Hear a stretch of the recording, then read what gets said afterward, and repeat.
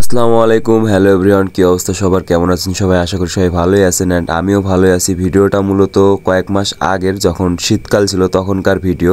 তো ভিডিওটা হঠাৎ করে দেখলাম, তো ভাবলাম আপনাদের সঙ্গে শেয়ার করি।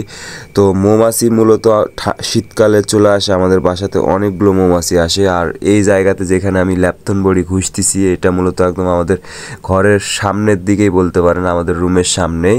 তো ওই কারণে এখানে যাতে মৌমাছি না বসে, ওই কারণে আমি অনেক কিছু ট্রাই করে থাকি প্রতিটা বছর বলতে পারেন, কারণ 7-8 বছর ধরে এই বাসাতে আছি। তো প্রতি বছর মৌমাছি আসে আর প্রচুর প্যারা খাই আমরা এখানে।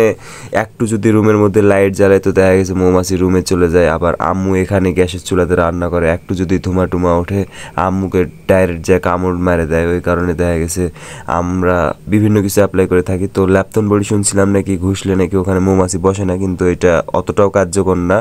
কেরাসিনের তেলটাই সব থেকে বেশি কার্যকর, কিন্তু কেরাসিনের তেলটা বলতে পারেন যে 2-3 দিন মৌমাছি বসে না মনে হয়, আমি যতদূর মনে আছে আমার। মানে যতক্ষণ গন্ধটা থাকে ততক্ষণ মৌমাছি বসে না, এই তো।